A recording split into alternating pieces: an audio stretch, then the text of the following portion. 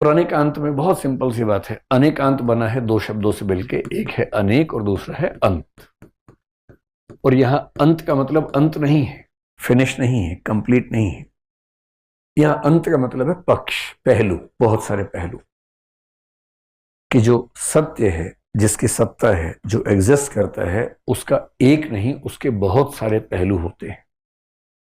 और इसी बात को ये कहते हैं अनंत धर्मकम वस्तु। प्रत्येक वस्तु के अनंत धर्म होते हैं। या धर्म का मतलब लक्षण से है, विशेषताओं से है, हिंदू मुसलमान से नहीं है, विशेषताओं से है।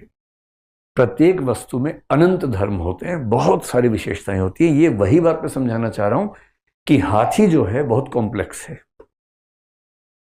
और लोग अंधेपन के साथ उसको पहचानने का प्रयास कर रहे हैं। हाथी कितना कॉम्प्लेक्स है अगले 5 मिनट में समझ में आएगा आपको। इतना कॉम्प्लेक्स हाथी है ज्ञान दर्शन में।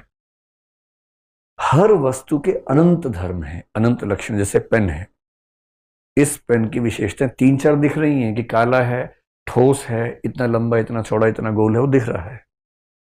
ये तो 5 ही हुए भाई, अनंत धर्म है, अनंत।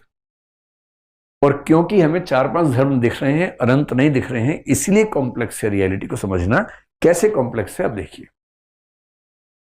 इस अनंत धर्मकम की बात को इन्होंने एक तो उसी तरीके से कहा जो मैंने आपको पिछली स्लाइड में समझाने का प्रयास किया, उसी बात को इन्होंने 2 शब्दों से कह दिया। ये कह रहे हैं कि प्रत्येक वस्तु में बहुत सारे धर्म होते हैं, यानी कि बहुत सारी विशेषताएं होती हैं। कुछ विशेषताएं होती है नित्य, और कुछ होती हैं अनित्य। नित्य का मतलब परमानेंट, इटर्नल। अनित्य का मतलब टेम्परेरी, टेम्पोरल, जो खत्म हो जाती हैं आगे चलकर।